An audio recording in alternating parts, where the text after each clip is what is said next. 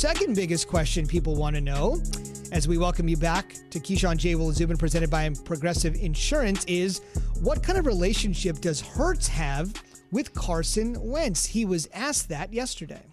How about with Carson, though? I mean, how is that dynamic working? I mean, we're working together, communicating on things. You know, he has 5 times as much experience that I have, so he's always a helping hand when a question comes up. What do you think about that? A little more than 5 times, I would say, though. Well, look, man, this is not a this is not a Jalen Hurts issue. This was a Carson Wentz issue. So for Carson Wentz not to be there for a young quarterback, that would be wrong. He's going to be there for him and help him out for whatever it is. You know, he's not going to just turn his back on him and act. No, he's not going to pout and do those things. Carson's issues will be with the coaching staff and the organization. It won't be with his teammate. What the hell has Jalen Hurts done to him? Right? I mean, think about it. Why do we get into these things? Like this is where I really feel like the media just, as an ex-player, the media just really digs to try to find something to, because they already have a narrative in their mind that they want to write about, right? So my only thing is, we're grown men. We're grown men, Key. I don't need you to put your arm around me and tell me it's going to be okay. You might have to give me some advice here or there if you choose to, but if not, I'm going to have to figure it out.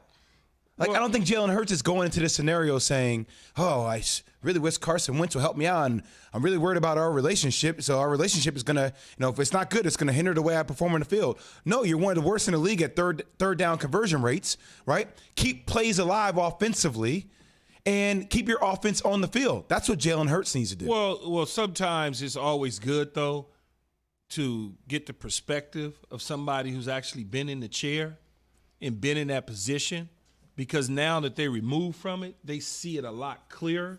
You know what I'm saying?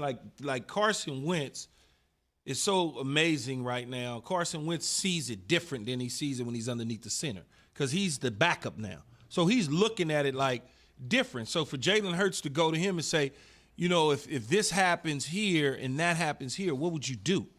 Now Carson could say, oh, I would do this, because the bullets aren't flying right now. So he doesn't have to worry about ducking and dodging. But when them bullets go to flying, you got to duck and dodge. Your mindset is so much way different. That's why veteran quarterbacks are good for young guys, because they see it different. And I learned this from Frank Reich when I was a rookie. Frank Reich was the backup, believe it or not. He was my quarterback. I was young, though. Frank was on his way out. But he could come and teach me. He taught me so much and got me up to speed, because I was late to training camp. Of course, right? You held out. I held out. You were late to training camp. Yeah, really, right?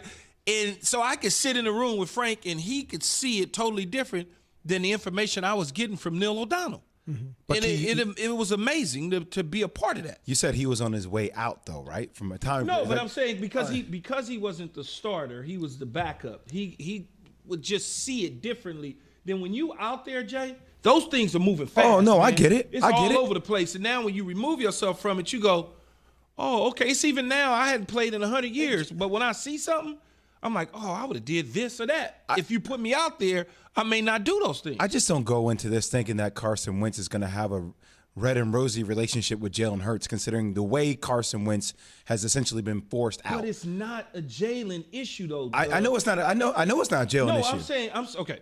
Here's what I'm saying, Jay. It's not a Jalen Hurts issue for Carson Wentz to have a problem with him. They're going to have a cool relationship. It's the issue is with the organization and the coaches. If I agree. Carson Wentz is going to go ham on anybody, it should be the coaches and the front office. It has nothing to do with Jalen Hurts. Put your arms around Jalen Hurts and help him get through That's the right game. thing. That's the best way to handle the situation. That's the right thing to do. It's the right thing to do. Not everybody always does the right thing, especially when you're emotional about losing your job.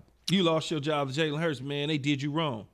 Just saying. You know how people get in people's ears? That's what the homies is going to You know when you go home, and it makes you look at people a little bit differently. I'm not saying you do it maliciously. That guy isn't even good. He didn't win anything at Oklahoma. You get that whole – and if you allow that to seep into your brain, you ain't worth nothing either.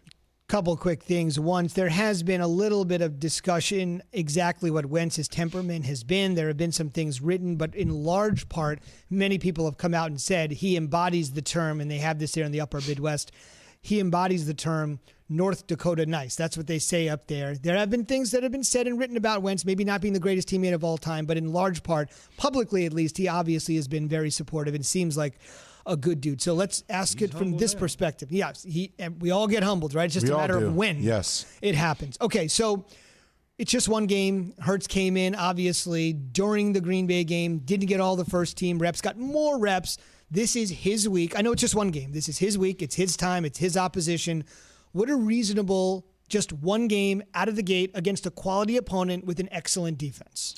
What's reasonable for him? His performance? Yeah, just it's your first spot, but it's a big spot. Well, I don't anticipate him looking like Carson Wentz looked the last time we saw Carson Wentz. I don't expect that. I expect for them to help him in terms of play selection, giving him things that he does well, not the things that Carson did well, but the things that Jalen Hurts does well, because they're going to have to run some of the things that Carson did do, but also taking into consideration this is a different quarterback with a different style. And I think they know that. So you'll probably see a lot of things on the move, a lot of RPOs. You're gonna see a lot of empty packages where he's in the gun and he's getting the football, he's rocket stepping, throwing, letting it go out quick because of his anticipation. He is not a fast, twitchy guy like a Kyler Murray. Okay. But he is a hell of an athlete. Yeah, he is. And a hell of a football player. And so sometimes in college he had a slow delivery.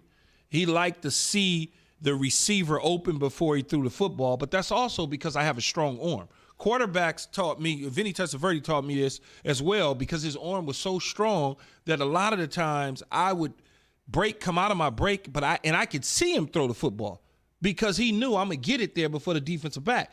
A lot of guys do that, and it could get them in trouble opposed to timing. In the timing, no one typically would say, oh, his timing is off. He's supposed to throw that ball before he comes out of the break.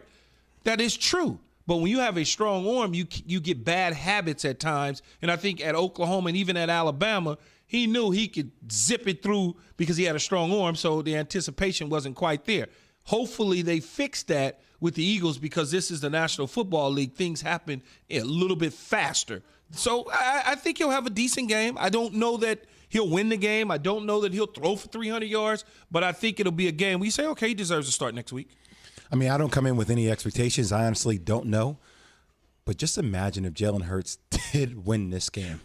Imagine if they beat the Saints, a team that hasn't lost since week 3 after a change. Can you imagine the type of hype that we will have coming into next Monday? No doubt. Off the charts. And it would obviously be, the question would be cheesesteaks for everybody. Tony Luke's, Pat's, Geno's, whatever you want. They would just ask him essentially, why didn't you make the change earlier? That'll obviously be the first question to Doug Peterson. Last thing I would say. We didn't think Jalen was ready. We felt like Carson was giving us the best chance to win. You've been to a lot of press conferences, haven't you? I've tossed to a lot of those press conferences. You say a lot without saying anything.